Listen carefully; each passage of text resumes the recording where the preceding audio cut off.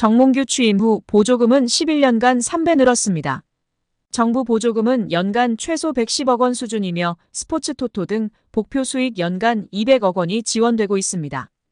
주요국 정부 보조금 없거나 의존도 낮으며 피파 랭킹 20위권 국가들은 70% 이상이 협회장은 전문 경영인이 하고 있고 이외 축구인 등이 하고 있습니다.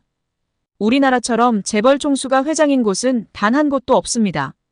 대한축구협회에 연간 약 300억 원의 국가재정이 투입되면서 수익에서 정부 의존도가 약 30%에 달하는 것으로 나타나며 충격에 빠졌습니다. 사실상 정부 재원이 아니면 운영이 어려운 셈입니다. 미국과 일본 등 주요국은 국가보조금 의존도가 낮은 가운데 축협의 재정 자립을 촉구하는 목소리가 나오고 있습니다. 18일 한경닷컴이 축협의 손익계산서를 분석한 결과 지난 2013년 이후 보조금과 복표 수익을 제외하면 연 평균 300억 원 적자를 기록하고 있습니다. 절차상 위법이 있다면 법적인 절차로 결정이 번복될 수도 있다. 법조계는 홍 감독 선임 과정의 절차상의 하자가 축구협회 결정에 번복을 가져올 수 있다고 짚으며 화제입니다. 익명을 요구한 변호사는 절차상의 위법이 있다면 법적인 절차로 결정이 번복될 수도 있다면서 다만 축구협회는 사단법인이기 때문에 민사소송을 거쳐야 한다. 우선 문체부 감사에 따라 장관이 어떠한 권고를 내리는지 지켜봐야 할 것 같다고 밝혔습니다. 한국 팬들은 난리가 나고 뒷목을 잡고 쓰러질 판인데 정몽규는 딴 세상에 살고 있습니다.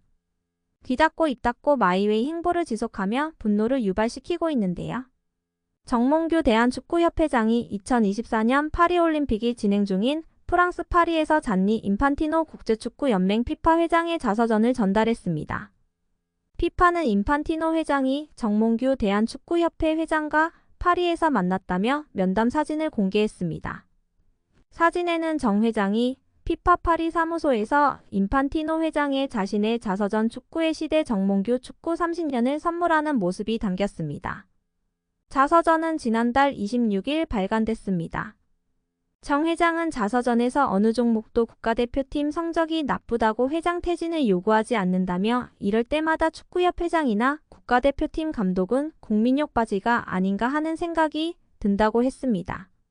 축협회장으로서의 업적에 대해 10점 만점에 8점이라고 자평해 36년 만에 올림픽 본선 진출에 실패한 상황과 홍명보 대표팀 감독 선임 논란 등이 맞물려 비판이 일기도 했습니다. 피파는 정 회장이 발언하는 영상도 공유했는데요. 정 회장은 영상에서 전통적으로 30, 40, 50년간 축구는 남자의 스포츠였지만 지금은 수많은 여성 팬이 있다. 그게 한국에서의 새로운 현상이라며 지금 시점에서 참 흥미로운 현상이라 생각한다고 말했습니다. 결국 홍명보 감독은 10년 만에 대표팀에 돌아옴과 동시에 외국인 지도자 버금가는 대우도 받습니다. 이임생 이사는 연봉 등 세부 계약 조건에 대해서는 밝힐 수 없지만 이제 한국 지도자들도 외국인 감독 못지않게 대우를 받아야 한다는 생각이라면서 외국인 지도자에 뒤지지 않는 계약을 체결했다고 전했습니다.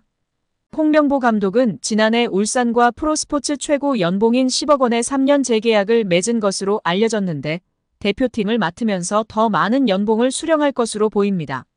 직전 클린스만 감독의 연봉은 약 30억 원, 벤투 감독은 약 19억 5천만 원의 연봉을 받았기 때문에 최소 20억 원이고 최대는 30억 원 수준으로 예상받고 있습니다.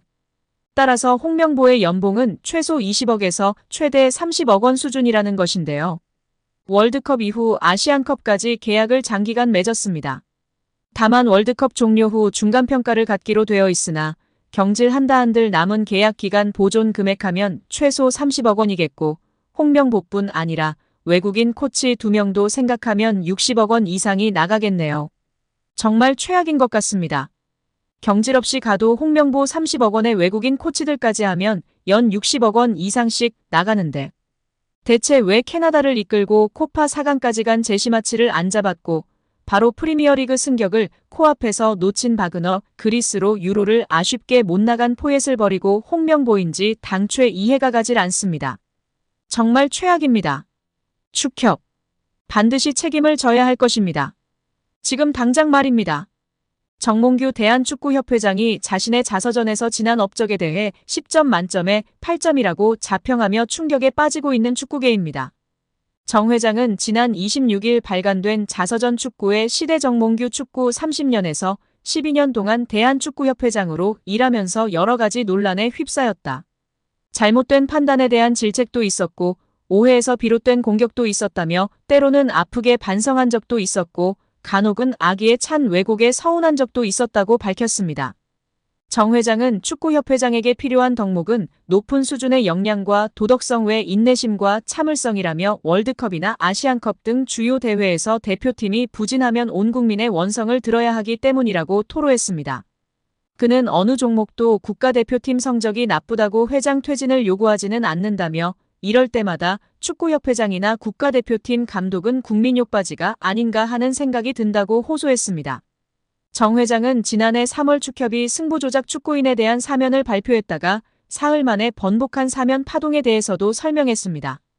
정 회장은 카타르 월드컵에서 16강 진출에 성공한 뒤 한국 축구를 위해서 새로운 전기를 만들고 싶었다며 과거의 잘못으로 징계받았던 축구인들 가운데 충분히 벌을 받은 이들에게 한국 축구의 미래를 위해 동참하고 봉사할 기회를 주면 좋겠다는 의견들이 있었다고 말했습니다. 이어 협회의 사면 결정에 대해서 팬들과 언론이 강하게 반대했다. 반대의 강도는 상상하기 힘들 정도로 셌다며 용서하지 못하는 자는 사랑도 못한다고 지적했습니다. 그러면서 요즘은 아이돌도 학창시절의 학원폭력 논란으로 퇴출되는 세상이다며 나는 승부조작 사태를 직접 겪었기에 이때의 구체적 정황을 자세히 알고 있는 사람 가운데 한 명이라고 할 수 있다. 외부에 알려지지 않았던 내막도 알 만큼 알고 있다. 이런 사건의 성격상 완전한 적발과 척결은 있기 힘들다고 주장했습니다. 정 회장은 승부조작을 한 선수들을 축구계에서 단절시키는 것만으로 어른들의 책임을 다했다고 하는 것은 위선적 측면이 있었다며 결과적으로 사면심사위원회의 판단과 일반 팬들의 눈높이에 큰 차이가 있었다. 사면을 고민했던 진위를 제대로 전달하지 못한 아쉬움이 있다고 했습니다. 정 회장은 또 누군가 내 임기 도중 일어났던 업적에 대해 점수를 매겨보라고 한다면 10점 만점에 8점 정도는 된다고 대답하고 싶다며 나는 점수에 상당히 박한 편이라 내가 8점이라고 하면 상당히 높은 점수라고 평가했습니다.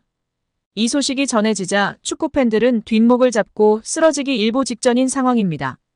클린스만도 혼자 딴 세상에서 저도 웃고 이상한 소리만 하더니 역시 클린스만을 낙하산으로 뽑은 정몽규 아니랄까봐 혼자만의 세상에서 말도 안 되는 자평을 하고 있습니다.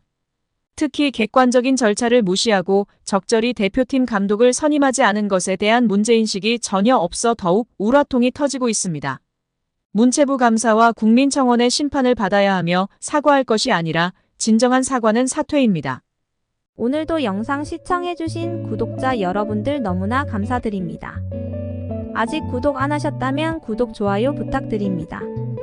좋은 하루 보내세요.